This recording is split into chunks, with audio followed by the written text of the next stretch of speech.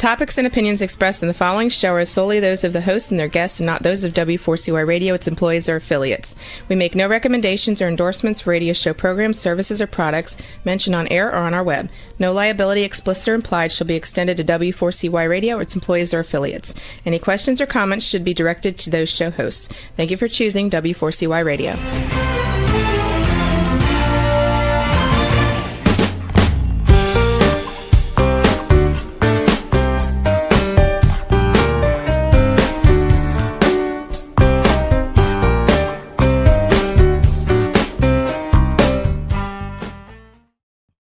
Hello and welcome to the Connected Table Live. We are your hosts, Melanie Young and David Ransom, your insatiably curious culinary couple.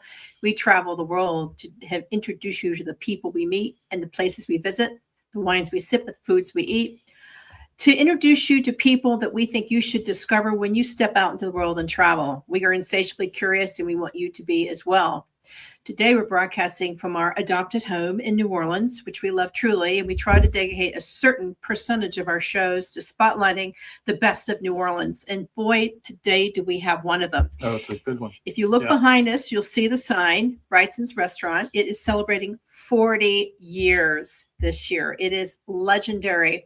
And why is that? Well, let's start with beloved New Orleans chef Frank Brigtsen, who has really become one of the esteemed mentors to many. He is widely recognized for revitalizing Creole Acadian cooking. And he and his wife, Marna, run this adorable jewel box Victorian cottage. It feels like you're dining in someone's home. We recently had dinner there, and it seemed like the servers knew the guests knew the servers. It was like a dinner party. 40 years is a long time, opening in 1986. We're going to talk about that wonderful road. Of course, in New Orleans, 40 years is still young. Yeah, what were you doing in 40 years ago? In 1986, I was living in, I was starting out in New York. I'd moved to New York. I was still working for a PR agency and doing restaurant PR. So anyway, we're going to introduce you to this amazing man who we've known for years. He's won numerous awards, including a James Beard Award for Best Chef Southeast. He's been honored by the Louisiana Restaurant Association, Nichols Institute, Nichols College, where he has taught. He has gone from being an esteemed protégé, which we'll talk about, to a respected mentor. And a lot of the show is going to talk about that. Because he's been a guest on our show, but we're going to share his story and then, of course, get you excited about coming to New Orleans and visiting Brigtsen's and everything here this great city has to offer. So, Frank Brigtsen, welcome to the Connected Table. Thank you, Melanie and David. It's such a delight to be with you. Congratulations. 40 years is a big deal these days. 40 years. Wow. And that's just at your restaurant. At your restaurant. Yeah, that's true. You're a youngster compared to Antoine's, which is over 100. But anyway, I remember when we first came down here to start resettling, because we've known you for years and have been to Brigtsen's many times. It was tough. It was during COVID. You were struggling and doing takeout, and it was crazy times. And then you got COVID, and you weathered through it. And when we had dinner at Brigtsen's last week, it was hopping. I mean, we secured the 530 res. It's busy. So, success is good for you. For our listeners and viewers around the world who may not know your story, take us back to who little Frank Brigtsen is. And of course, your amazing first mentor, which is your mother, Ernie. Yeah, that's true. It's growing up in New Orleans, you grow up in this context of tremendous cultural and food heritage. And I didn't really understand that until I started traveling. My first trip overseas to London was great, and I came back and everything looks and tastes different. And I think for me, my story was rather common in my generation anyway. We didn't know about culinary schools. The restaurant industry, almost everybody had a little touch of it. When I started in college in the sandwich shop, I was majoring in fine arts. And then I started working in a little pasta restaurant. And after 5 years of fine arts school, which I loved, I realized I couldn't make a living with that. But I had a clear decision one day that I really liked being in the kitchen. So when I moved back to New Orleans, I got a job as a prep cook. And one fateful day, I answered a help wanted ad for Commander's Palace. And this was 1977. And now hiring Creole chefs or people willing to learn Creole cuisine. I'm like, me? So I went down for an interview, which turned into 3 interviews. And it was with Chef Paul Prudhomme, you know. And this was not just a formative time for me, Melanie. It was a formative time for American cuisine because in the 70s even, those 2 words were never really put together, you know. And going through, you know, the late 70s, early 80s with Chef Paul at K. Paul's Louisiana Kitchen, he and Kay, it was a formative time for American regional cooking. And magazine every month, Food and Wine, they had a different, you know, Southwest, Cajun, this and that. And so we started to look inward and explore ourselves and what we offer as Americans to the food world. And of course, Paul Prudhomme had such an impact on the world, and I was along for the ride, and it was wild. And I think we have a photo of you and Paul Prudhomme, a black and white, that you were going to show. It's hanging on the wall at Brigtsen's because he was such an important yes. Mentor to you. You know, you went on to work with him at his restaurant in the French Quarter, K. Paul's. And just so everybody's aware, the 3rd person in the picture is Marna, your wife. Yes, Marna, which we have another picture of, which we'll show shortly. Talk to us about many people now, generation. There's you and Marna now. You've been business partners and partners in life and partners in business for how many years? We've been married 41, and the restaurant is 40. Wow, she really stepped into the pot, the simmering pot when she married you. A little aside before we talk about Palm, one of the charming things about Brigtsen's, you're proud to be a little old school. You don't do online reservations platforms like Resi and Open Table. You do the phone, and most of the time it's Marna answering it. Right? Yeah, it's I didn't just marry Marna. The truth is I married 3 sisters, Marna, Sandy, and Rhonda. And Sandy was the very first waitress at K. Paul's Louisiana Kitchen. Mm-hmm. And when I came on board 8 months into it as first night chef, we opened for dinner. That's how I met Sandy. And that's how it all started. And then Rhonda came to work for us, and then Marna came to visit, fell in love. And so the 4 of us have been together for 40 years and still working. The girls are often answering the phone or greeting you at the front door. And we like it that way. We've looked at online reservations, and I think, you know, as we get older, I think that's going to come into play. We'll probably take it on at some point. But right now, we like that personal touch.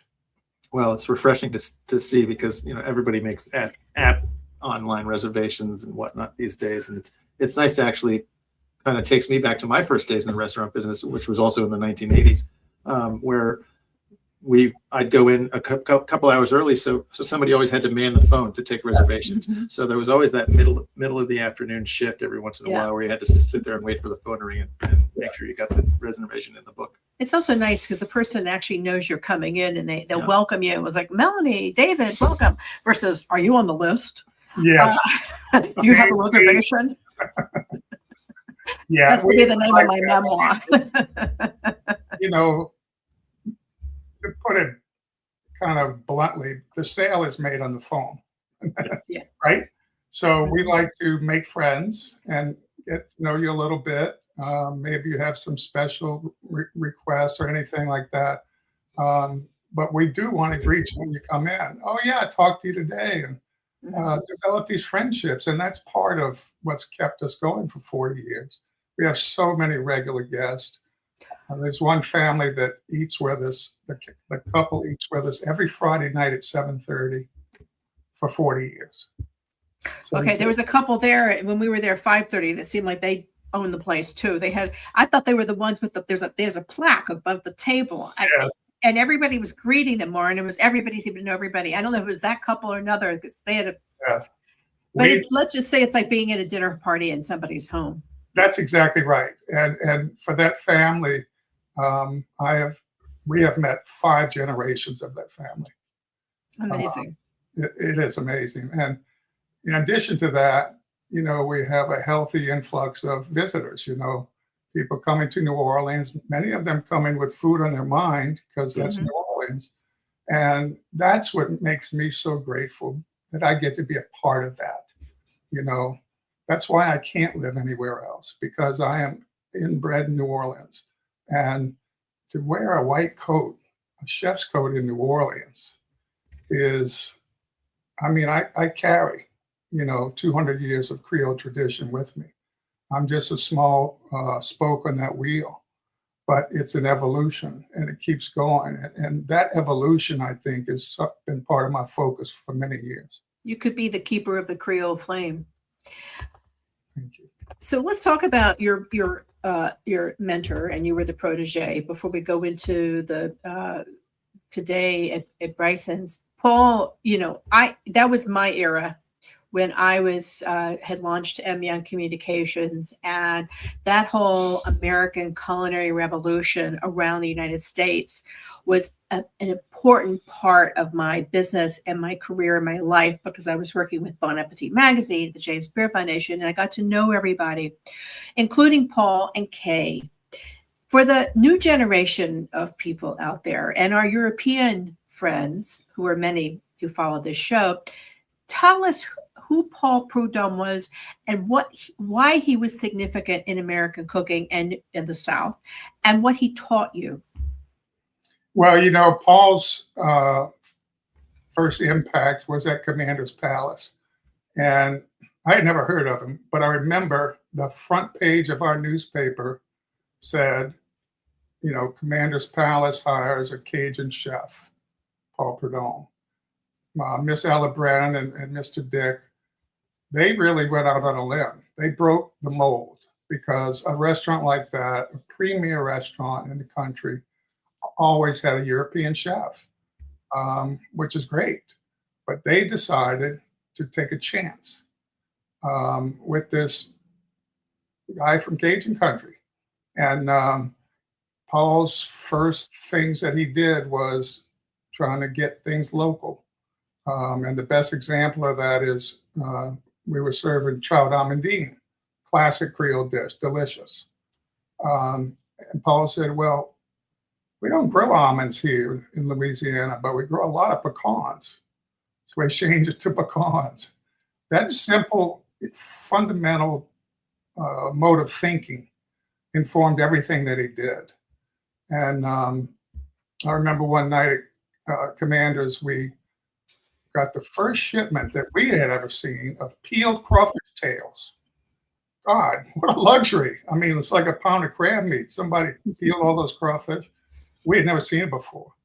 And Chef put on a very simple saute with butter, garlic, green onion, seasonings, not much else. And it flew out of the window because it was such a luxurious way to eat crawfish. Yeah. And so bit by bit, things like that. And at the same time, when at Cape Paul's, he really, really went what became known as farm to table. On the weekends, he was hop in his pickup truck, go back home to Appaloosas, and just start driving around, stopping at farms. Oh, I see you growing this. Can I get some of that? And that evolved into a weekly delivery service. His nephew, Eddie, would come in with a truckload of vegetables, whole hogs, pigs, suckling pigs, guinea hens, just all kinds of things. And that's what we worked with, And at the same time, Alice Waters doing similar things in Berkeley. Wolfgang's doing similar things in Los Angeles. Larry Forgione at an American place in Manhattan. Brilliant, brilliant man. I got to know all these people. Chef was buddies with them. And that time, Melanie, that time was just magical. I mean, I think it was the best part of America for so many reasons. It was magic, really up until 2001, and then there was like this weird period. Here's it. So you worked with Paul as his executive chef, right? At K. Paul's. Sadly, the restaurant, he passed in 2015. And he had poor health. I mean, he had poor health for a very long time. He gave you one of the best gifts he ever gave you was the gentle push out the door. Yes. To open your restaurant. Talk to us about that, because it's very symbolic. It's really interesting the way it all happened. I was in the kitchen at K. Paul's, and we were about to open, and Chef and Kay called me out to Chef's table. He sat at the rear table in the dining room. That was his office. And he looked at me dead in his face and he said, "Frank, we think you're ready to go out on your own." Yeah, okay, yeah, Chef. You know? So this, it just happened in a matter of 6 months. Kay and Paul let me the cash money out of their own pocket. They set me up with a real estate agent. We went looking around. After a couple of months, I found a place on Dante Street. And when I opened that door, I had like 1 foot in, and I knew it was that's me. Mm-hmm. It felt like New Orleans. It was a manageable size for me, size I was used to. And Chef negotiated the lease for me. Set me up with everything I needed: an attorney, a CPA, a little capital for spending money, and importantly, allowed me to take a cook from Cape Paul's who became my sous chef, Steve Van Gelder, who was from New York. And he was a workhorse, and that's exactly what I needed as my sous chef. And even more importantly, Kay allowed me to take Sandy and Rhonda along for the ride. Sandy was going to stay. Rhonda was coming. And Sandy said, "My family's opening a restaurant without me. I have to be there." And Kay was gracious enough, because Rhonda and Sandy meant so much to Kay. But that's kind of support they gave me. And then we signed the lease. Well, just before we signed the lease, Chef's handed me my paycheck. Mm-hmm. And he said, "Frank, you better get open soon. This is your last check." So we signed the lease and we opened 5 days later. Oh my gosh. That's crazy. But you needed to, because you had to start making money. Yeah. What was it? Was there a symbolic? He gave you a pan or something. I remember when I interviewed you for. Talk to us about that. Yeah, that was the day before we opened. And Chef, among the many things he did for me, he started helping me get promoted. He set up, I had assisted him with cooking segments on the local TV channels, and he encouraged them, I know, behind the scenes to have me on a lot. And those photos with the skillet were publicity photos the day before we opened, and it was the symbolic passing of the skillet. I love that. Eat to you, and oh gosh, that gets me a little emotional just thinking about it. So flash forward, you opened the restaurant in 1986, and what was it like for you then? And what have you done differently in over 40 years? How has the menu evolved? I mean, so much of it is seasonal and fresh and local. Yes. How have you, kept it fresh, but also kept it, the same for the people who love it? How do you do that and weather the storms? I mean, you went through a lot since then. You went through Katrina, you went through COVID. Well, in the early months of Brigtsen's, I started out doing things the way we did at Cape Paul's. At Cape Paul's, would write the dinner menu at 1 PM, depending on what we had. And I kind of did that, but I hand wrote the menu myself every day. And I wanted the menu to change. It was changing every day. with different things. And about 2-3 months in, I went out to visit a table, a friend, and he said, "Frank, where's that duck dish I had last week? I brought my friends in to have it, and you don't have it." Yeah. And I said, "Oh, well, I change the menu every day." Mm. Yeah. And right then I realized a very important lesson for chefs. I'm not cooking for me. I'm cooking for my guests. And the whole idea of a restaurant is to make them happy. Mhm. So I realized there's really two families of menu items. One is I call the cravers, like the duck at Brigtsen's or the seafood platter at Brigtsen's. Those people know what they're getting before they get out of their car. And I better have it. Yeah. And then on the other hand, there's, the people, what's new? What you got? What's on special today? They want to try something different every time. Mhm. So you have to have that balance in your menu making. And it keeps it fresh, not only for the guests, but for the chefs. So as you said, our menu evolves through the year, seasonally.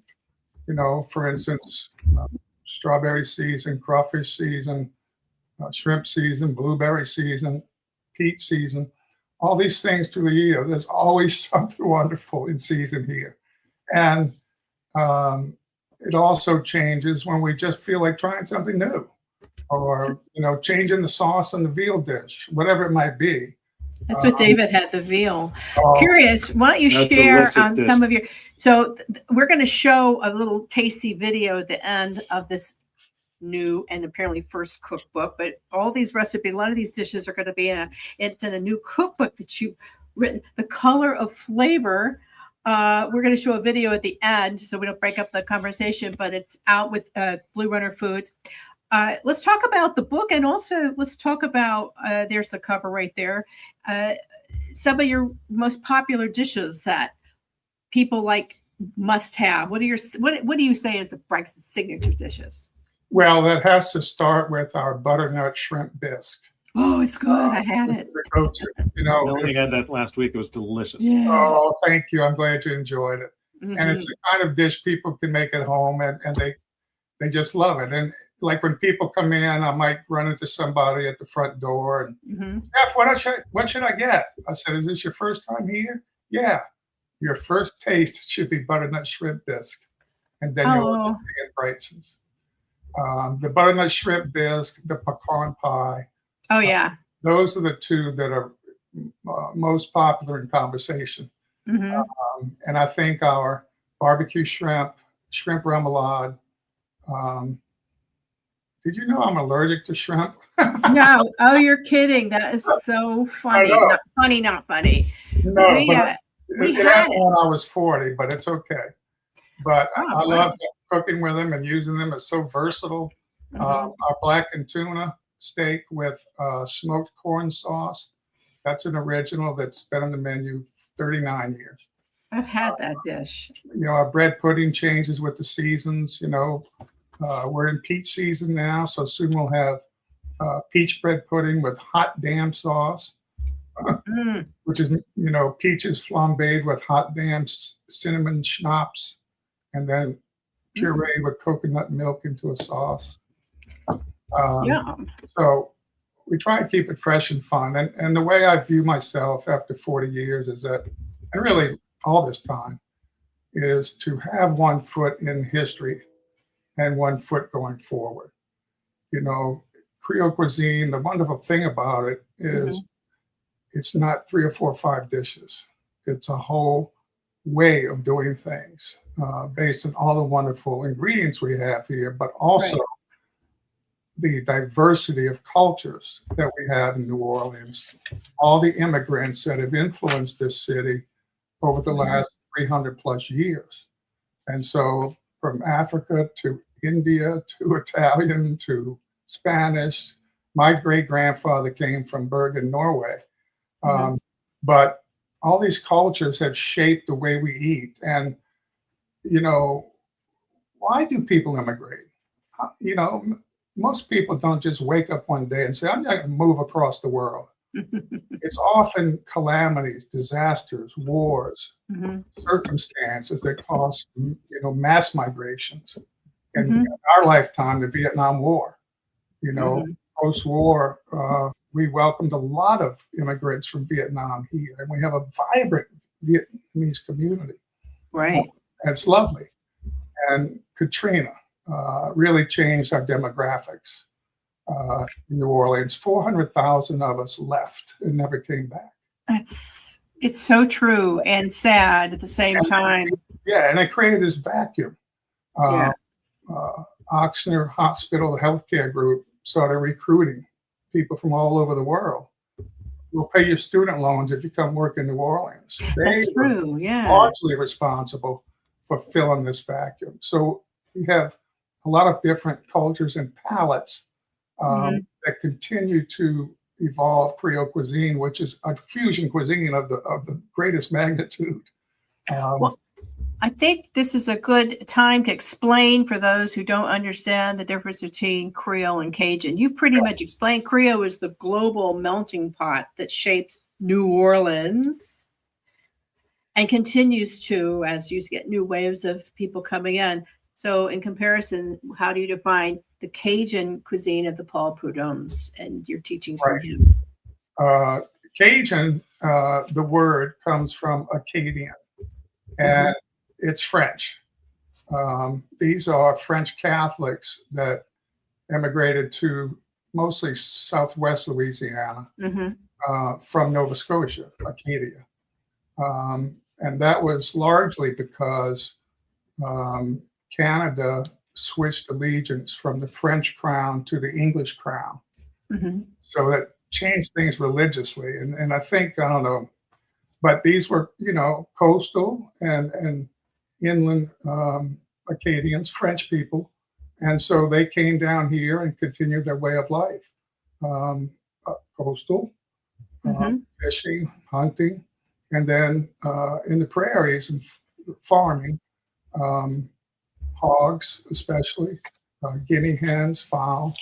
And their cuisine is based on French cuisine, sort of a, not fancy French cuisine, but the kind of cuisine that is based on being resourceful, using what you have, and trying to feed your family with very little money.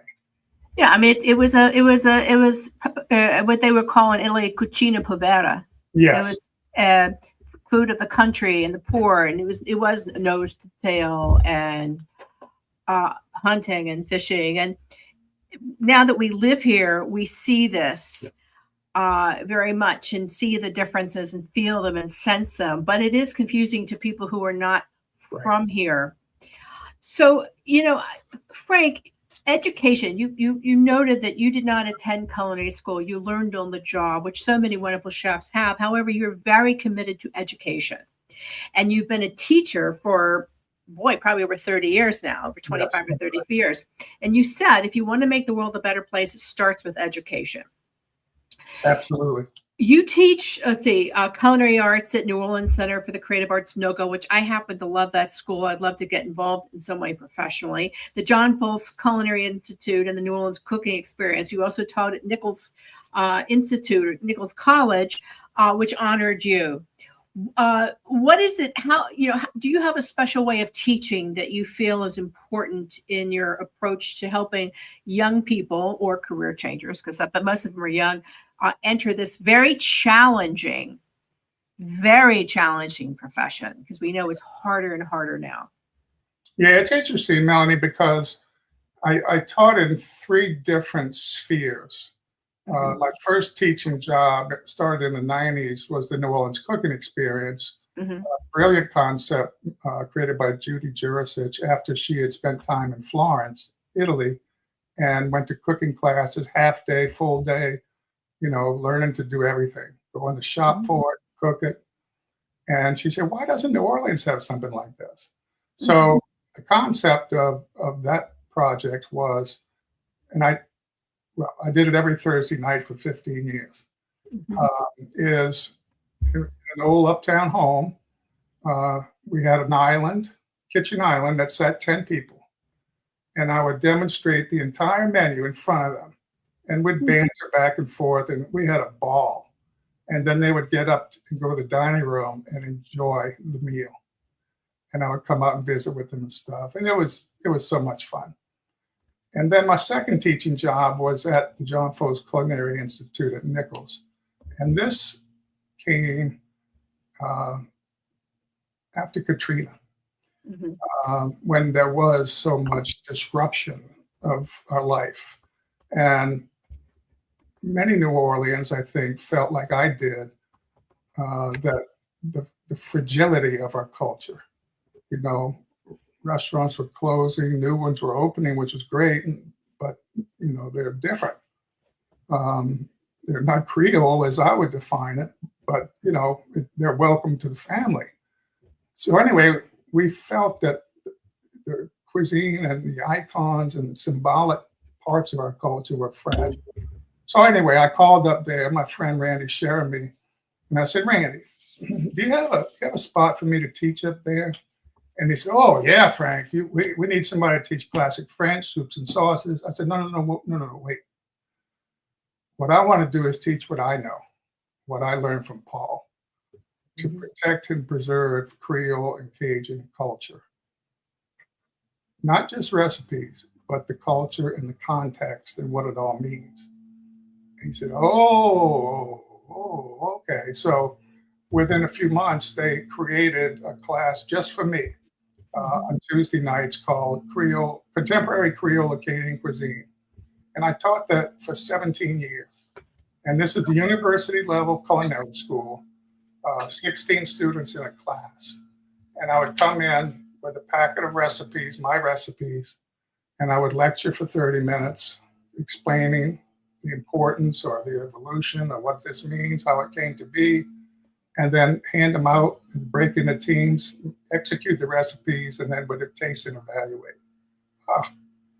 And this is in Thibodeau, so it's about an hour's drive from my home. And so on the way home, I would just digest and process everything that happened that night. And, you know, it was so gratifying, you know. And these students, majority, were going into the restaurant industry. That's why they were there. And then when NOCA, New Orleans Center for Creative Arts, which is a high school for the arts, they started a culinary arts program with lots of help from Chef Emerald to build our first kitchen. And I was very flattered and honored to be invited to be the first chef in residence. And for a while, I was teaching there every day with Chef Dana, who's still the chair of the department.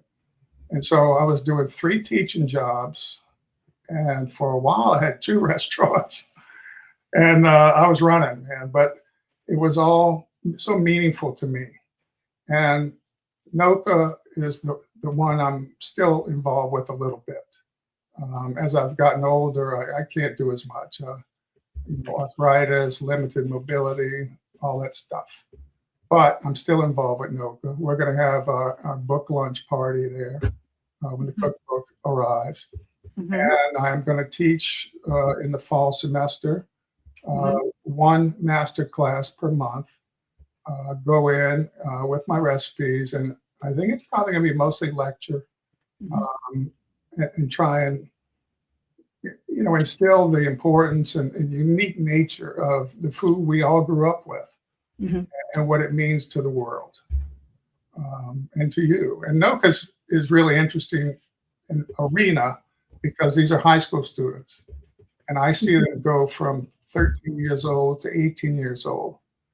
And those are the most transformative years of our lives. Absolutely. They are. Yeah. And I don't know, but a lot of those students do not go in the restaurant industry, but they are still learning important lessons. Any education is valuable, but they're learning not just how to cook, but teamwork, organization, processing. They wash their own dishes. They have to think and organize. And so they're training their minds to embrace and tackle a project and be successful at it and feel what that feels like. We attended the we were volunteers at the NOCA Gala. We do a lot of volunteering, and it was so much fun to see the kids were handing out the food. They were cooking. They're very proud of the sense of it. And just for everybody, New Orleans has some amazing institutions. There's NOCA, which is the high school level, and then there's NOKI, the New Orleans Culinary Hospitality Institute, which is for people pursuing the profession more seriously. And then there's Cafe Reconcile, which provides this amazing training for underserved youths who learn the basics of skills. And it's learning skill training, teamwork, and discipline, and giving people hope that they can do something. Confidence, actually, which is really, really important. At Cafe Reconcile, we had Martha Wiggins on the show talking about that. So education is just the ultimate way to pay it forward. Yes. And you're also hosting New Orleans once again is hosting the prestigious Bocuse d'Or Americas. It's happening during happening because this will happen. It's an evergreen show, but it's happening probably during one of the busiest weeks in July 2026. There's Tales of the Cocktail. There's the Louisiana Restaurant Association Showcase, the Great American Sea Cook-Off, and the Bocuse d'Or all in one week, and you're on the host committee. We got to get involved. That's a big deal for New Orleans. I mean, we all, and I'm sure you too, is happy to see a lot of spotlight coming back to New Orleans. This was huge. This competition, which is the most elite and prestigious food competition in the world, they came to New Orleans. It's every 2 years. So they came to New Orleans 2 years ago. Right. The first time an American city has ever hosted this event. Mm-hmm. And so this is the Americas. So there's competing teams from Canada, United States, Mexico, all the countries in Central America, all the countries in South America come together and put their best work forward. And being on the host committee, Chef Emerald arranged for a lot of us to be there to assist. Oh, what a great experience. Not only seeing and admiring the chefs and their work, which was unbelievable, but the event coordinators. I became very close with the I call them mon chef, Chef de Protégé, a French team. And I can't wait to get back. I learned so much, met some lovely people. We're going to have an opening reception the night before.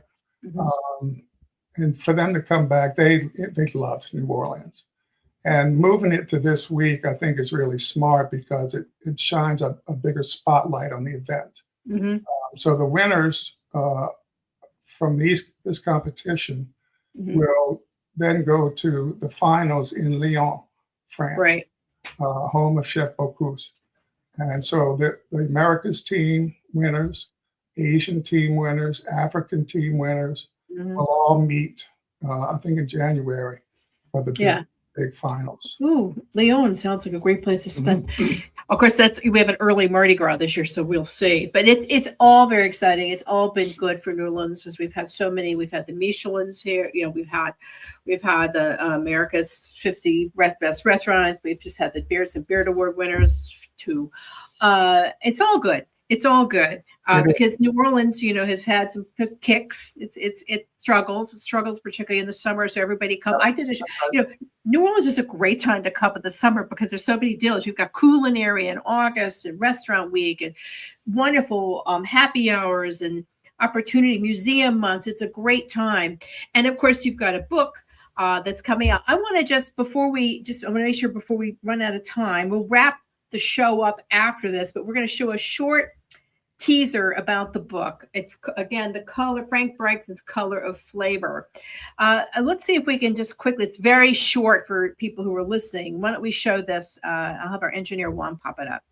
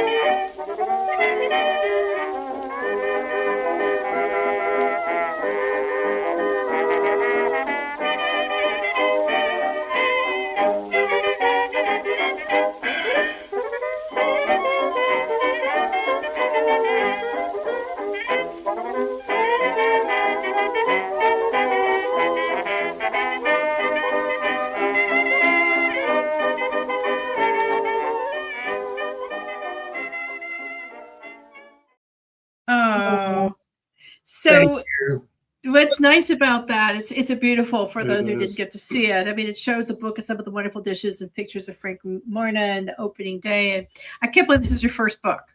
I mean, you kind of did one with Paul. I kind of dig back, but this is your first. I did a lot on the first book, the Chef. Yeah. But this is I love the process, and the funnest part of this process was the photo shoots, which we did at the restaurant for 10 weeks. So you did this in collaboration with Blue Runner Beans, which is a food company that supplies a number of different types of beans in the marketplace. Tell us how that came about. Yeah, thank you. Blue Runner Foods is something everybody has in their pantry. They specialize in canned red beans, cooked. But they have white beans, and then they started selling dry beans, and then they started selling bases like gumbo base, etouffee base, fricassee base, and they're wonderful. So when they came out with the dry beans and bases, Ricky Thomas, the owner of the company, approached me about developing some recipes for them. So I did, and we hit it off right away. And we did some YouTube demos that are still on YouTube. And, during these 40 years, people would come up to me and they would say, Frank, when are you going to write a cookbook? And frankly, it got to be a little annoying. I understand it. I appreciate it. And so my smart aleck answer was, when I stop cooking, I'll write. So anyway, things happen in life and beautiful things like, meeting Chef Paul Prudhomme, life-changing. And so December of 2024, my friend Ricky Thomas, who owns Blue Runner, came to eat at the restaurant by himself, just walked in, and he said, is Chef Frank here? Yeah, so I came out, and he stood up, and he looked me dead in the eye and said, Frank, you want to do a cookbook? And I said, yes. We shook hands, and it took off from there. And so Ricky and the others provided me everything else I needed besides the recipes, because that was my stumbling block. I had stopped and started a cookbook, and the business part of it, all the editing, it really stopped me. But Ricky's daughter, Lane Starr, became project manager. Brilliant. I said, Lane, I've been waiting 40 years for you. She handled everything, all the moving parts. And Ricky's also involved with a company called Brand Society, who does marketing, graphic design, etc. So Gage Burke became our art director. Lane Starr's project manager. We enlisted the services of a wonderful photographer, Romney Caruso. So that's my team. And then my chef de cuisine, Chef Nick Cook, produced all the food for the cookbook, along with our pastry chef, James Pierce. So Chef Nick, myself, Gage, and Romney, we sat in the middle dining room at Brigtsen's twice a week, all day, and shot photos. Oh, it was joyful because I guess it's my art background. It was a collaboration. We all said, well, what if we do this? What's that little yellow thing right there? And it was so much fun. So they provided everything for me. And my good friend, Robert St. John, chef from Hattiesburg, Mississippi, we consulted with him several times. I've been talking to him about cookbook for years. He's written 20 cookbooks, self-published 17 of them. And so he was very valuable asset for us. Well, I think that's great. I wish more companies like Blue Runner Foods would do that for authors, because writing a book, particularly a cookbook, is a very expensive, time-consuming, and somewhat stressful endeavor. Yes. And then the hardest part comes next, marketing it. But it could be tough, and many traditional publishers just leave you to do all that. Yeah. So yeah, you're lucky. You're very lucky. Oh, I'm so lucky. And Ricky's financed it. We're going to sell kind of direct. We have not gotten a distributor yet. We'll do that in a few months, down the road a little bit. to get it out elsewhere. But right now we're doing it ourselves. And Blue Runner is handling online sales. I mean, how great is that for me? So you can order online at bluerunnerfoods.com. Yeah. And so we'll be selling at the restaurant. Ricky's involved with a local grocery chain called Rouse's. Yeah. You know, they sell beans. Yeah. And, so there'll be books that will be at Rouse's too. Yeah, and you'll do book signings. I mean, you know, Oh, a book has there's a launch and then there's the maintenance, like a restaurant. You got the whole flurry of the launch, and then you got to get back, keep selling it. That's So right. let's give a shout out to Nick. Nick Cook, your chef de cuisine. I know he's doing a party like it's 1986 menu for the 40th, which we love. That's always fun. I don't think the prices are going to be the same, but that's okay. This this summer may be the only time you see fried catfish on the menu. Right? The best catfish you've ever had. Yeah, Nick was a student of mine. He was in my very first class at Nicholls State, and very good student. He's Cajun from Thibodeau, and we were out of touch for 16 years, and then we ran into each other, and now he's chef de cuisine at Brigtsen's restaurant. Well, how long has he been there? 3 years. 3 years. That's great. You know, it seems like you've got servers who've been there forever. They seem to know everybody. Oh, yeah. I mean, that's something unique about New Orleans, which I really want to underscore. Is there are not many. There's a few amazing restaurants that have been around a long time, and their servers have as well. It's considered an honor. It's a career here. It's a career and an honor, and that is unique to New Orleans, because in New York, where we used to live, the only way you did that is if you were in the union. Yeah, I think Brigtsen's wait staff is like Hotel California. You never leave. But you can't check out. Yeah. Well, I think it's great. Frank, it's been really great. I think we're going to try. We lost, for the people watching the show, we lost us. So we must have broke the camera, David. So we've been doing full screen with Frank. Let's try to see if we can get it back on. But it's been a great conversation. Lovely. You, because the last time you only got half a show. Now we're doing full shows. We're still seeing our way with video, but it's been great. So I just want to make sure everybody knows that Bryce's restaurant is open at 720. It's 723 Dante Street in a Riverbend neighborhood, which is uptown. Just the drive over from our house is beautiful because of the old oak trees. Reservations by phone are important because it's a very small restaurant. How many seats are we talking about? We seat 50, and we do dinner from 5 o'clock to 8:30. Yeah, 2 covers. Yeah, 2 times. Yeah. And So you can also visit the website brightsens.com.